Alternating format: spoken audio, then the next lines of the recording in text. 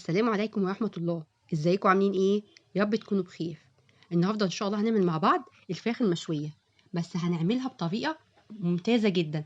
اهم حاجة فيها ان هي هتطلع معاكي طرية وجوسي ومستوية ومتحمرة كأنها مشوية فعلا على الفحم، وبرضه في نفس الوقت هنعملها لكم بريحة وطعم الفحم وبطريقة بسيطة جدا. بس لو أول مرة بقى تشوفيني ما تنسينيش في اللايك والاشتراك وتفعيل الجرس. نبتدي ونقول بسم الله.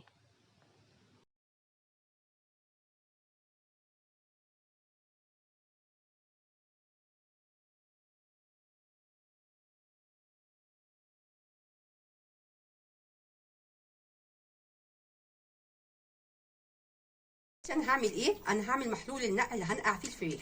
طب انا عايزه له ايه او هعمل ايه؟ انا عندي ميه ومعايا التوابل بتاعتي عباره عن حبهان وقراولي وقرنفل وعايزه قرفه عيدان، او لو ما عندكيش عيدان مش مشكله خالص، وليمون ومعلقه سكر ومعلقه ملح. طبعا لو في حاجه مش موجوده في دول ما فيش مشكله يعني، بس المحلول ده هيخلي الفراخ بتاعتك حلوه وطعمها حلو، وفي نفس الوقت لو فيها اي زفاره في اي حاجه مش هتلاقيها.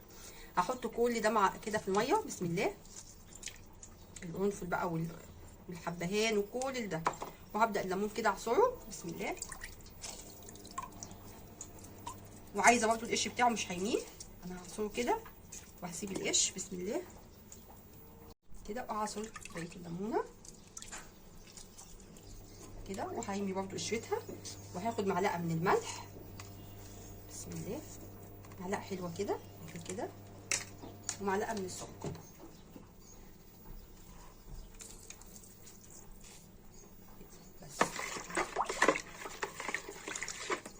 بس عشان ندوب الملح والسكر.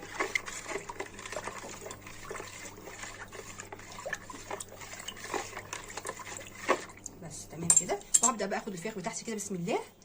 وهنزل بيها في الميه، هنقعها بقى اقل حاجه ساعتين. تمام. هسيبها منقوعه كده. انا هسيبهم كده منقوعين ساعتين. بعد الساعتين ان شاء الله هنيجي ونتبلها مع بعض. خلاص كده انا الفراخ بتاعتي سبتها بعد ما سبتها ساعتين تقريبا في المحلول النقع اللي احنا كنا عاملينه فيها. خدتها وشطفتها كويس ماشي، وطبعا نشفتها من الميه اللي فيها علشان كل ما تبقى ناشفه كل ما هتشرب التتبيله كويس. انا التتبيله بتاعتي عباره عن ايه؟ انا معايا ميه بصل وميه طماطم، وطبعا دول متصفيين كويس. ومعايا هاخد معلقتين كبار من الصلصه، وعصير ليمونه، ونص كوبايه من الزيت، ومعلقتين من العسل الابيض. والتوابل عباره عن معايا ملح وفلفل، ملح وفلفل اسمر وبابريكا مرقه دجاج، اي نوع مرقه دجاج بتحبيه، وكركم، وبس كده، مفيش توابل تاني. طب اول حاجه دلوقتي انا هجيب اي بوله عندك كده. انا هجيب البوله دي كبيره شويه عشان تاخد معايا الفراخ كويس. وهبدا انزل بقى بميه البصل. بسم الله كده. بسم الله. وميه الطماطم.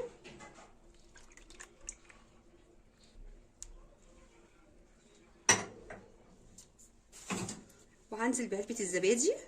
انا هنزل بالعلبه كلها. طبعا ده حسب الكميه، انا عامله فرختين، لو انت عامله فرخه ممكن تاخدي نص الكوبايه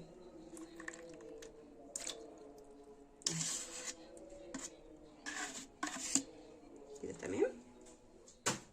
وهنزل بالتوابل بتاعتي كلها، الملح والفلفل والبابريكا والكاري، الكركم والمرقه. كل التوابل اللي احنا قلنا عليها كده. وهنزل بالزيت تقريبا بتاع نص كوبايه كده من الزيت. بسم الله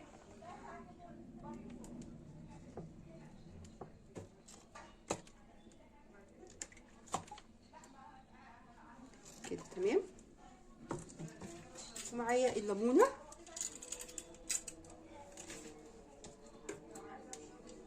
بسم الله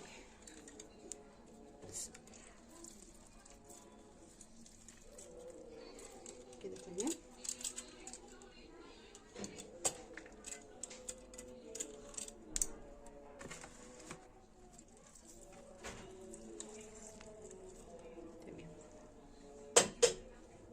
وهحط بقى ايه؟ معلقتين كده كبار من العسل الابيض. طبعا العسل الابيض بيساعد على السوا وبيديها طعم حلو، ما تقلقوش خالص، مش هتديها طعم معسل. نزل كده معلقتين كبار وتوصي ما تقلقيش. كده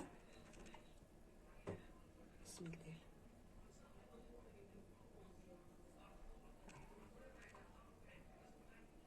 هنحدد معلقتين بسم الله، وهاخد معلقتين برضو من الصلصه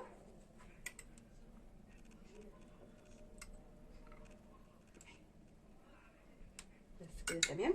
وهنقلب طبعا التتبيله بتاعتنا دي كويس جدا عشان كل ده يختلط مع بعض. تتبيله فظيعه، مش عايزه اقول لكم ان هي اصلا ريحتها من قبل ما تحطيها على الفراخ وهي فظيعه.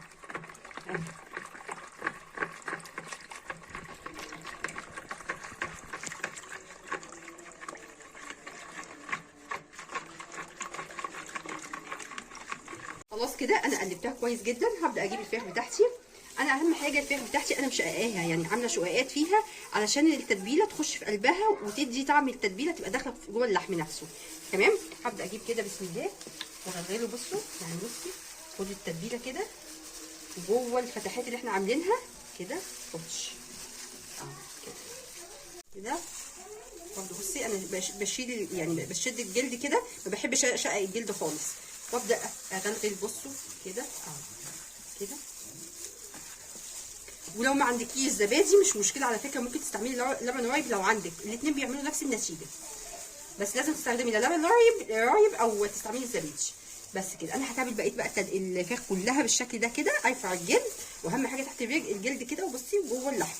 بصي استهتمي قوي بتحت اللحم ده كده. بصي زقيها كلها، وبعد كده برده من فوق كده بالشكل ده كده. هكمل بقى تتبيله الفراخ كلها ونشوف هنعمل ايه.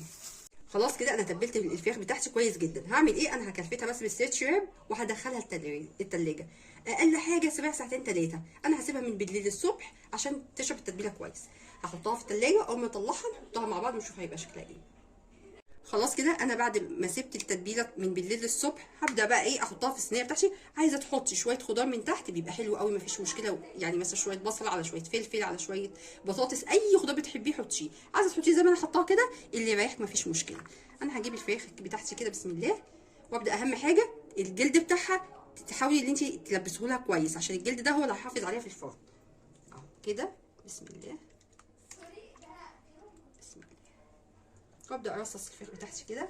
طبعا هو الفراخ بقى الله يسامحه مش شايل الجلد منها، فمش مشكله، انا هتصرف اهو. احاول افردها كده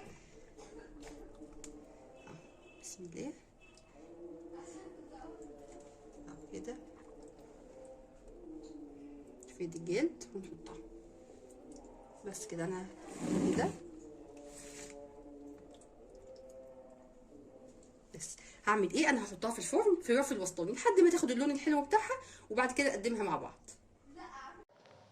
طب انا دلوقتي عايزه اخلي الفراخ بتاعتي بالريحه والطعم بتاعت الفحم. هعمل ايه؟ انا ولعت قطعتين من الفحم كده على عين البوتاجاز، مش محتاجه اي حاجه، وورقه فويل، وحطيتها على الفراخ بتاعتي، وحطيت عليها نقطتين زيت. ومجرد ان هي اتحطت الزيت طبعا هيطلع الريحه بتاعتها. غطيها باي حاجه عندك، بورق فويل بقى، بغطا حله، اي حاجه، مش مشكله. المهم ان انت تكتميها كويس عشان ريحه الفحم دي تطلع لك على الفراخ وتديها الريحه والطعم كانك بالظبط شوياها بقى على شوايه بالفحم، وهتبقى فظيعه بجد. كل الناس هتشم ريحتها لاخر الشارع. غير طبعا بصوا الشوي بتاعها ولونها هتبقى فظيعه ان شاء الله. وطبعا لو عندك عزومه بقى اعملي الطريقه دي، هتطلع معاكي ممتازه جدا والكل هيشكر فيها ان شاء الله. بس كده انا هبدا بقى احطها في الطبق بتاعي وتقدميها بقى بالطريقه اللي تعجبك. انا حطيت بس شويه بقدونس، بحب ريحه البقدونس قوي مع الفراخ المشويه، بحيث ان بتدي ريحه حلوه يعني مش شكل بس كمان. وابدا ارصصها كده في الطبق بتاعي. طلعها بقى كده، وطبعا بالطريقه اللي تعجبك حطيها بس. وبرضه هرش بقى فوق الوش كده حاجه بسيطه من البقدونس. وطبعا عشان اكسر اللون حطي بقى اي حاجه لون، مثلا طماطم. انا جبت طماطمايه قشرتها كده عملتها على شكل ورديه، وهحطها كنوع من انواع ان هي مثلا ايه تخلي شكل الطبق بتاعي طبعا يبقى حلو، بحيث ان يبقى اللي ياكل نفسه تتفتح على الاكل يعني. بس اهو هحطها وتزوقيها وبس. بكده انا خلاص خلصت الطبق بتاعي بتاع النهارده. يا رب يعجبكم، ولو عجبكم ما تنسونيش في اللايك والاشتراك وتفعيل الجرس. والسلام عليكم ورحمة الله وبركاته.